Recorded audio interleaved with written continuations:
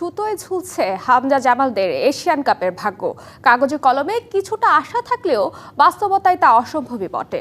বাছাই পর্বের বাকি 3 ম্যাচ জিততে তো হবেই, সাথে তাকিয়ে থাকতে হবে বাকি 3 দলের ম্যাচগুলোর দিকে।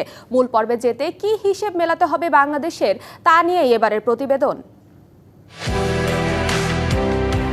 হংকং চায়নার বিপক্ষে শেষ মুহূর্তে গোল হজম করে 3 পয়েন্ট হারিয়েছে বেঙ্গল টাইগার্স। ওই ম্যাচ ড্র হলে এশিয়ান কাপের মূল পর্বে যাওয়ার রেসে ভালোভাবেই টিকে থাকত বাংলাদেশ। তবে অমন হার ওলটপালট করে দিয়েছে সব হিসেব নিকেশ। এশিয়ান কাপ খেলার পথটা এখন বাংলাদেশের জন্য অনেক কঠিন, অসম্ভব এক সমীকরণই বটে। এবার মেলানো যাক অঙ্ক। বাছাই পর্বে বাংলাদেশের ম্যাচ বাকি আছে 3টি। মঙ্গলবার অ্যাওয়ে ম্যাচে হংকং, 18 নভেম্বর ভারতের সাথে হোম ম্যাচ, আর সামনের বছরের 31 মার্চ অ্যাওয়ে ম্যাচে সিঙ্গাপুরের বিপক্ষে মাঠে নামবে বাংলাদেশ।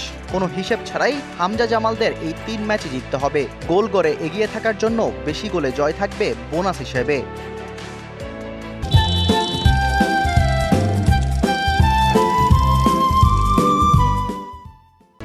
এবার ফেরা যাক টেবিল টপার হংকংয়ের হিসেবে। বেঙ্গল টাইগার্সের কাছে হারতেই হবে ওদের। পরের ম্যাচে হংকং চায়নার প্রতিপক্ষ সিঙ্গাপুর।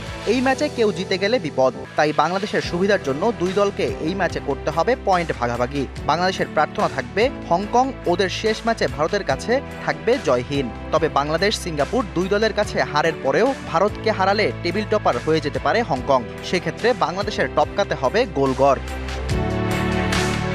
সিঙ্গাপুর আছে পয়েন্ট টেবিলের 2-এ, ওদের পয়েন্ট 5। ভারত, হংকং আর বাংলাদেশ তাদের বাকি ম্যাচের 3 প্রতিপক্ষ।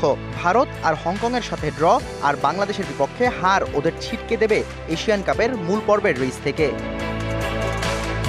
টেবিলে বাংলাদেশের ঠিক উপরে আছে ভারত। 3 ম্যাচের একটিতে ওদের প্রতিপক্ষ বাংলাদেশ। যেহেতু জামালদের মূল পর্বে যেতে 3 ম্যাচই জিততে হবে, সেক্ষেত্রে ব্লু টাইগার্সের বিপক্ষে